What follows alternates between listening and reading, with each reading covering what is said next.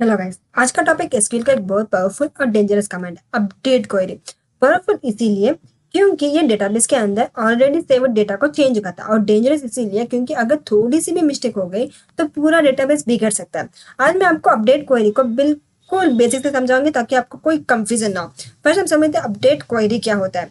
Update query SQL का वो command होता है जो एग्जिस्टिंग रोज के डेटा को मॉडिफाई या चेंज करने के काम आता है। इसका मतलब ये नहीं होता कि नया डेटा इंसर्ट हो रहा है, बल्कि जो डेटा पहले से डेटाबेस में पड़ा हुआ है उसी डेटा के वैल्यूज को हम अपडेट करते हैं। सिंपल वर्ड्स में बोले तो इंसर्ट नया रिकॉर्ड डालता है, डिलीट रिकॉर्ड हटा देता है, और अपडेट रिकॉर्ड के अंदर वैल्यू बदलता है। जैसे अगर किसी एम्प्लॉय की सैलरी बढ़ जाती है तो हम उसका नया रिकॉर्ड क्रिएट नहीं करते, बल्कि उसी एम्प्लॉय की सैलरी कॉलम को अपडेट करते हैं। For example see a syntax update table name set column name is equal to new value where condition.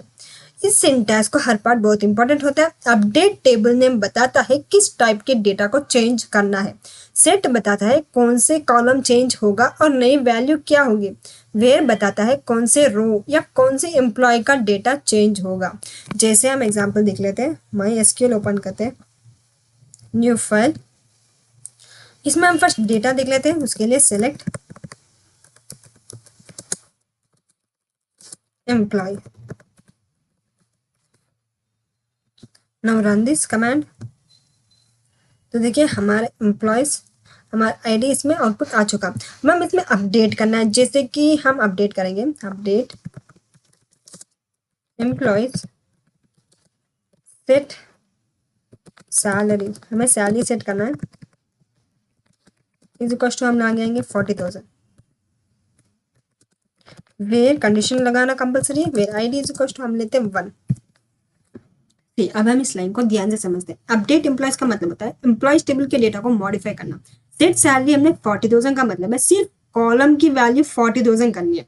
Where ID is equal to 1 का मतलब है सिर्फ उस एम्प्लॉय के लिए जिसका आईडी 1 हो। तो इस क्वेरी का रिजल्ट ये होता है कि सिर्फ एक एम्प्लॉय की सैलरी चेंज होती है, बाकी सब एम्प्लॉय सेफ रहते हैं। जैसे रन दिस 40,000 है, हम लगाएंगे 50। run this, now we see select staff from। तो देखिए चेंज हो चुकी हमारी सैलरी। जैसे हम चेंज कर सकते हैं, अगर अपडेट हमें आईडी 2 की हमें सैलरी नहीं डाले तो हम अपडेट की मदद से हम उसमें सैलरी एंटर कर सकते हैं। हम ले लेते हैं 50,000, where ID is equal to 2। जब हम इसको रन करेंगे, नाउ वी सी दिस, तो देखिए आईडी 2 की भी 50,000 वैल्यू आ चुकी है। अब हम इसमें कुछ चेंजेस डाल सकते हैं, जैसे मल्टीपल कॉलम्स भी अपडेट कर सकते हैं एक साथ। उसके लिए सेम अपडेट एम्प्लॉयज को अपडेट करना, जहां सैलरी सेट करना, हम ले लेंगे 60,000, और इसके साथ हमें सिटी भी चेंजेस चाहिए। सिटी का हम ले लेते हैं बेंगलुरु, और हम इसमें कंडीशन लगाएंगे where ID is equal to हम ले लेते हैं 4। तो से इस एग्जांपल में हम एक ही क्वेरी में दो चीजें अपडेट कर रहे हैं, सैलरी भी चेंज हो रही है और सिटी भी। लेकिन क्योंकि where ID is equal to 4 लिखा है, इसीलिए सिर्फ आईडी 4 वाला एम्प्लॉय अपडेट होगा। ये अप्रोच मेनली रियल प्रोजेक्ट्स में बहुत ही कॉमन होता है। Run this query and see this, retrieve select staff from employ. तो देखिए 4 आईडी का चेंज हो चुका है, सैलरी भी और सिटी भी। इसे हम चेंज कर सकते हैं मल्टीपल कॉलम्स। और हम एक और एग्जांपल देख लेते हैं, जहां कंडीशन, इसमें हमें कंडीशन से भी अपडेट कर सकते हैं, जैसे अपडेट एम्प्लॉय सेट, हमें सैलरी सेट करना है, हम ले लेते हैं सैलरी प्लस 5,000। हम इसमें ऐसे भी अपडेट कर सकते हैं where ID is equal to हम ले लेते हैं 1।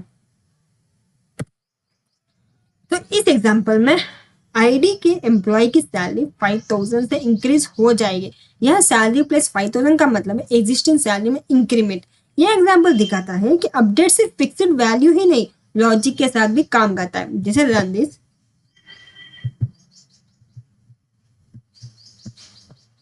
Now see existing data, I will retrieve it.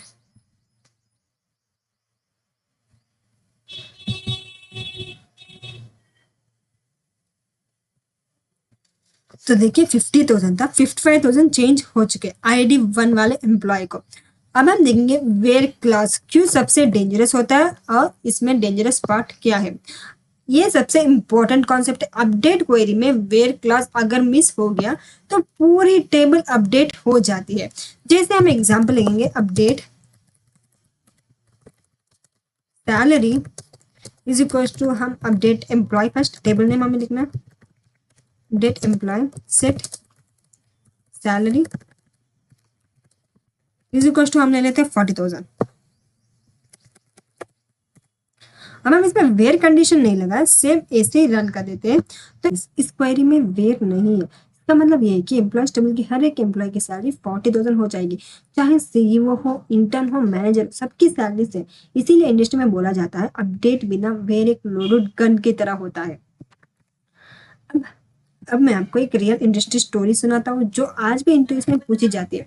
ये कंपनी के पेरोल सिस्टम में एक जूनियर डेवलपर को बोला गया कि एक एम्प्लॉय की सैलरी अपडेट करनी है जिसका ID 101 है।